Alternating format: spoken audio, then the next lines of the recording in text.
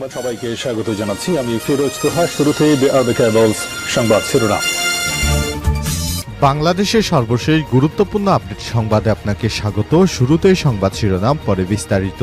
শুরুতেই জানাবো, ব্যাংক ডাকাতি উদ্ধার হওয়া 4 অস্ত্রই খেলনার। পরিচয় মিলল আত্মসমর্পণকারীদের।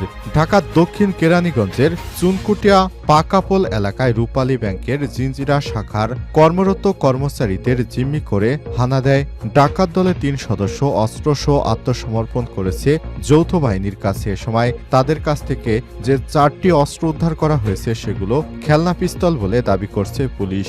এই ঘটনায় গ্রেপ্তারকৃত 3 জনের পরিচয় পাওয়া গেছে। তাদের 2 জনের বাড়ি ঢাকার দক্ষিণ কেরানীগঞ্জে এবং অপরজনের বাড়ি গোপালগঞ্জ জেলার কাশিয়ানী থানায়। বৃহস্পতিবার 19 ডিসেম্বর কেরানীগঞ্জ মডেল থানার ভারপ্রাপ্ত কর্মকর্তা ওসি সোহরাব আলী আল হাসান বিষয়টি নিশ্চিত করে জানান, ডাকাতদের কাছ থেকে 4টি খেলনা পিস্তল ও 2টি চাকু উদ্ধার করা হয়েছে।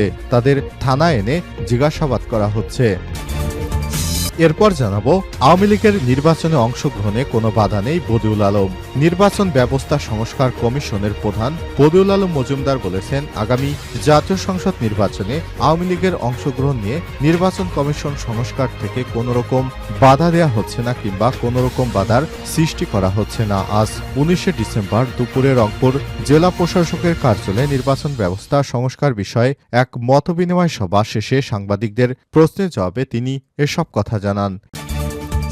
এদিকে রাজনৈতিক কর্মকাণ্ডে আওয়ামী লীগের অংশগ্রহণ নিয়ে যা জানালো বৈষম্য বিরোধী ছাত্র আন্দোলন।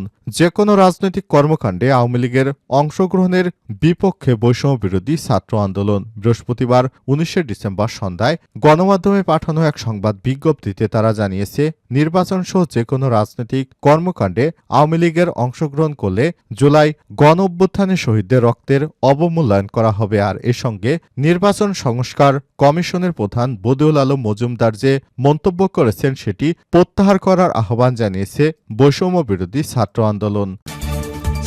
এবারে জানাবো, 21 আগস্ট গ্রেনেড হামলা হাইকোর্টের পূর্ণাঙ্গ রায় প্রকাশ। 21 আগস্ট গ্রেনেড হামলা মামলার পূর্ণাঙ্গ রায় প্রকাশ করেছে হাইকোর্ট। আজ বৃহস্পতিবার 19 ডিসেম্বর এই পূর্ণাঙ্গ রায় প্রকাশ করা হয়। গত 1 ডিসেম্বর তারেক রহমান ও বাবরসহ সব আসামিকে খালাস দিয়ে রায় ঘোষণা করে হাইকোর্ট। এদিকে রাষ্ট্রপতির সাথে জাপানের রাষ্ট্রদূতের বিদায়ী সাক্ষাৎ। বাংলাদেশে নিযুক্ত জাপানের রাষ্ট্রদূত ইয়ামা কিমিনোরি বলেছেন, অন্তর্বর্তীকালীন সরকারের সংস্কার কর্মসূচি বাস্তবায়নে সহায়তা করছে তার দেশ। আজ বৃহস্পতিবার 19 ডিসেম্বর দুপুরে বঙ্গভবনে রাষ্ট্রপতি মোহাম্মদ শাহাবুদ্দিনের সঙ্গে বিদায়ী সাক্ষাৎকালে তিনি এসব কথা জানান। এবং সর্বশেষ জানাবো, টিউলিপের বিরুদ্ধে অর্থ আত্মসাতের অভিযোগ নিয়ে যা জানালো বিবিসি। যুক্তরাজ্যে লেবার পার্টির মন্ত্রী টিউলিপ সিদ্দিকী ও গণ অভ্যুত্থানে ক্ষমতাচ্যুত শেখ হাসিনার বিরুদ্ধে রূপপুর পারমাণবিক প্রকল্প থেকে প্রায় 59,000 কোটি টাকা আত্মসাতের অভিযোগ উঠেছে। বৃহস্পতিবার 19 ডিসেম্বর ওই অভিযোগের বিষয়ে একটি প্রতিবেদন প্রকাশ করেছে বিবিসি। এর আগে ব্রিটিশ স্ট্রাভলেট ডেইলি মেইল একই বিষয়ে প্রতিবেদন প্রকাশ করে। বিবিসির প্রতিবেদনে বলা হয়েছে, 2013 সালে সাবেক প্রধানমন্ত্রী শেখ হাসিনার উপস্থিতিতে রূপপুর পারমাণবিক বিদ্যুৎ কেন্দ্র নির্মাণ প্রকল্পে রাশিয়ার সঙ্গে চুক্তি করেন টিউলিপ সিদ্দিক। এই চুক্তির মাধ্যমে তিনি প্রায় $100 কোটি ব্যক্তিগত খাতে স্থানান্তরিত করেছেন। প্রিয় দর্শক, টিউলিপ সিদ্দিকী বর্তমানে যুক্তরাজ্যের অর্থনৈতিক সচিবের দায়িত্বে রয়েছেন, যা ব্রিটেনের আর্থিক বাজারে দুর্নীতি প্রতিরোধ একটি গুরুত্বপূর্ণ পদ। তবে বাংলাদেশের দুর্নীতি দমন কমিশন দুদকের অনুসন্ধান থেকে পাওয়া তথ্য থেকে দেখা গেছে টিউলিপ সিদ্দিক শেখ হাসিনার দুর্নীতির সঙ্গে জড়িত। এতক্ষণ শুনছিলেন সংবাদ শিরোনাম, এবারে বিস্তারিত। তবে তার আগে বন্ধুরা অনুরোধ থাকবে, এই সংবাদটিতে একটি লাইক দিন। এই চ্যানেলে আপনি নতুন হয়ে থাকলে আমাদের সংবাদটি দেখতে দেখতে চ্যানেলটি সাবস্ক্রাইব করে রাখুন।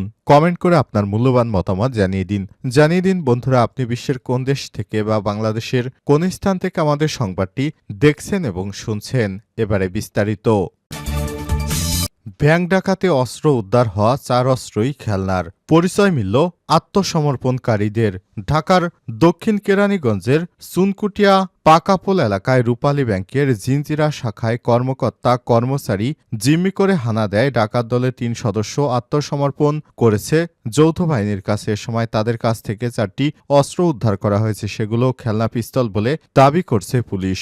বৃহস্পতিবার ১৯শে ডিসেম্বর কেরানীগঞ্জ মডেল থানার ভারপ্রাপ্ত কর্মকর্তা ওসি সোহরাব আলী খান বিষয়টি নিশ্চিত করে জানান, ডাকাতের কাছ থেকে থাকা 4টি খেলনা পিস্তল ও 2টি চাকু উদ্ধার করা হয়েছে। তাদের থানায় এনে জিজ্ঞাসাবাদ করা হচ্ছে। আত্মসমর্পণ করা ডাকাতরা হলেন শরাফত, শিফাত ও নীরব। এর আগে র‍্যাব ১০-এর অধিনায়ক খালেদুল হক হাওলাদার জানান, আলোচনার মাধ্যমে ডাকাত দলের সদস্যরা অস্ত্রসহ আত্মসমর্পণ করেছে। ভেতরে কোনো হতাহতের ঘটনা ঘটেনি, অর্থ লোপাটেরও কোনো ঘটনা ঘটেনি। এদিকে আইন শৃঙ্খলা বাহিনীর সদস্যদের সঙ্গে কথা বলে জানা যায়, ব্যাংকে জিম্মি থাকা সবাই মুক্ত, তবে তারা এখনও ব্যাংকে অবস্থান করছেন। তাদের ডাকাতের বিষয় জিজ্ঞাসাবাদ চলছে। সরেজমিনে গিয়ে দেখা যায়, ব্যাংকের ভবনটি 4 তলার, 2য় তলায় রূপালী ব্যাংকের শাখা, 3য় ও 4র্থ তলায় আবাসিক ভবন এবং নিচতলায় রয়েছে দোকান।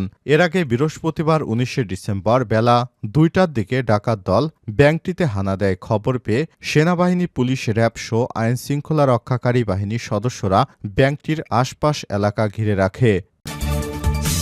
নির্বাচনে আওয়ামী লীগের অংশগ্রহণে কোনো বাধা নেই বদিউল আলম।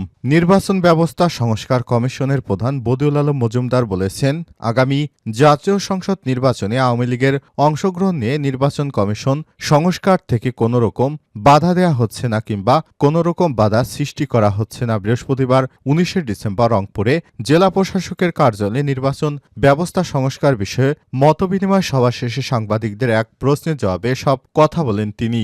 এ সময় বদিউল আলম মজুমদার আরও বলেন, সব দলের অংশগ্রহণের মধ্য দিয়ে একটি অংশগ্রহণমূলক, নিরপেক্ষ ও সুষ্ঠু নির্বাচন হোক, সেই সুপারিশ করবে নির্বাচন সংস্কার কমিশন।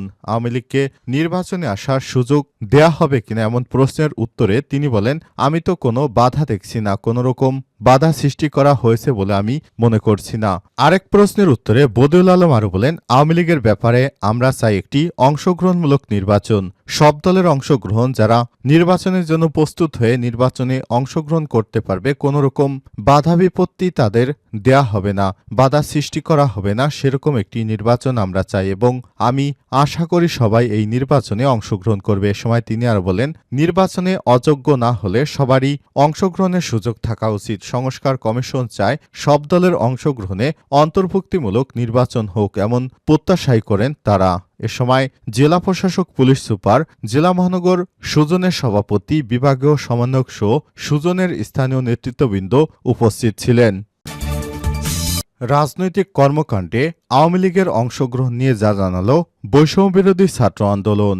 যে কোনো রাজনৈতিক কর্মকাণ্ডে আওয়ামী লীগ এর অংশগ্রহণের বিপক্ষে বৈষম্যবিরোধী ছাত্র আন্দোলন। বৃহস্পতিবার ১৯শে ডিসেম্বর সন্ধ্যায় গণমাধ্যমে পাঠানো এক সংবাদ বিজ্ঞপ্তিতে তারা জানিয়েছে, নির্বাচন সহ যে কোনো রাজনৈতিক কর্মকাণ্ডে আওয়ামী লীগ অংশগ্রহণ করলে জুলাই গণ অভ্যুত্থানে শহীদদের রক্তের অবমূল্যায়ন করা হবে।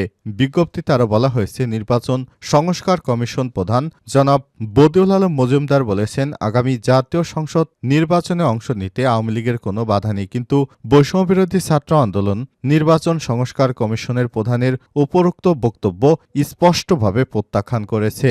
বিজ্ঞপ্তিতে আওয়ামী লীগকে বাংলাদেশের একাধিক গণহত্যার জন্য দায়ী করা হয়েছে। এছাড়াও গুম, খুন, বিচার বহির্ভূত হত্যা সহ বিভিন্ন মানবাধিকার বিরোধী কর্মকাণ্ডে আওয়ামী লীগ গত ১৬ বছর ধরে জড়িত ছিল। সর্বশেষ জুলাই গণহত্যায় প্রায় ২,০০০-এর বেশি শহীদের প্রাণ এবং ৩০,০০০-এর অধিক মানুষের অঙ্গহানি করেছে কুখ্যাত আওয়ামী লীগ সরকার। আওয়ামী লীগ বিগত ৩টি নির্বাচনকে অবৈধ উপায়ে নিজেদের কুক্ষিগত করেছে। যে দলটি নিজেদের নির্বাচন ব্যবস্থাকে কলঙ্কিত করেছে, তাদের নির্বাচনে অংশগ্রহণের সুযোগ প্রদান জন আকাঙ্ক্ষার বিরুদ্ধাচরণ। বৈষম্যবিরোধী ছাত্র আন্দোলনের যে কোনো রাজনৈতিক কর্মকাণ্ডে আওয়ামী লীগের অংশগ্রহণের বিপক্ষে অবস্থান করে নির্বাচন সহ যে কোনো রাজনৈতিক কর্মকাণ্ডে আওয়ামী লীগ অংশগ্রহণ করলে জুলাই গণ অভ্যুত্থানে শহীদদের রক্তের অবমূল্যায়ন করা হবে।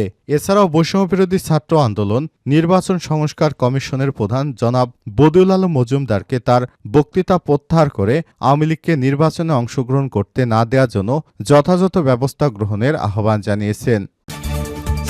21 আগস্ট গ্রেনেড হামলা, হাইকোর্টের পূর্ণাঙ্গ রায় প্রকাশ। 21 আগস্ট গ্রেনেড হামলা মামলার পূর্ণাঙ্গ রায় প্রকাশ করেছে হাইকোর্ট। বৃহস্পতিবার 19 ডিসেম্বর এই পূর্ণাঙ্গ রায় প্রকাশ করা হয়। গত 1 ডিসেম্বর তারেক রহমান ও বাবরসহ সব আসামিকে খালাস দিয়ে রায় ঘোষণা করে হাইকোর্ট। ন্যায় বিচার নিশ্চিতে যথাযথ বিশেষজ্ঞ সংস্থার মাধ্যমে নতুন করে তদন্তের জন্য প্রয়োজনীয় পদক্ষেপ নিতে 21 আগস্ট গ্রেনেড হামলা মামলা স্বরাষ্ট্র মন্ত্রণালয়ে পাঠানো উচিত বলে অভিমত দিয়েছে হাইকোর্ট। এই পর্যবেক্ষণের আলোকে যথাযথ এবং প্রয়োজনীয় পদক্ষেপ নিতে আদেশের অনুলিপি স্বরাষ্ট্র মন্ত্রণালয়ে পাঠানো হয়েছে বলে জানানো হয়। 2004 সালের 21 আগস্ট বঙ্গবন্ধু অ্যাভিনিউতে আওয়ামী লীগের সমাবেশে ভয়াবহ গ্রেনেড হামলাটি চালানো হয়। অল্পের জন্য ওই হামলা থেকে বেঁচে যান আওয়ামী লীগের সভাপতি ও তৎকালীন বিরোধী দলীয় নেত্রী শেখ হাসিনা। তবে হামলায় আওয়ামী লীগের মহিলা বিষয়ক সম্পাদক, সাবেক স্বরাষ্ট্রপতি প্রয়াত জিল্লুর রহমানের স্ত্রী আইবি রহমান সহ 24 জন নিহত হন। আহত হন দলের 3 শতাধিক নেতাকর্মী। এই ঘটনার পরদিন মতিঝিল থানায় হত্যা ও বিস্ফোরক দ্রব্য আইনে 2টি মামলা করা হয়। মামলার তদন্তে ভিন্ন খাতে নিতে তৎকালীন সরকার নানা অপতৎপরতা চালায় বলে আওয়ামী লীগের পক্ষ থেকে অভিযোগ করা হয়েছিল। এরপর 2007 সালে তৎকালীন তত্ত্বাবধায়ক সরকার মামলার তদন্ত নতুনভাবে শুরু করেন। 2008 সালে এ মামলায় প্রথমে 22 জনকে আসামি করে আদালতে অভিযোগপত্র দেয়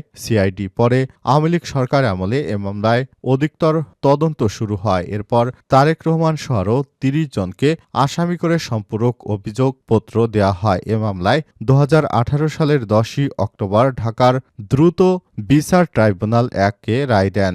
রায়ে 49 জনকে সাজা দেওয়া হয়েছিল।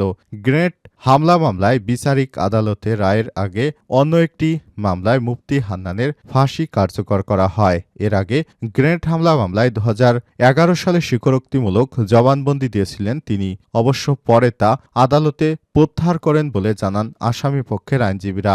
বিচারিক আদালতে রায়ের পর 2018 সালে মামলার সব নথিপত্র হাইকোর্টে এসে পৌঁছায়। এই হাইকোর্টের সংশ্লিষ্ট শাখায় ডেথ রেফারেন্স মামলা হিসেবে নথিভুক্ত হয়। কোনো ফৌজদারি মামলার বিচারিক আদালতের রায়ের কোনো আসামির মৃত্যুদণ্ড হলে তা কার্যকরে হাইকোর্টের অনুমোদন লাগে, যা ডেথ রেফারেন্স বলে জানানো হয়েছে।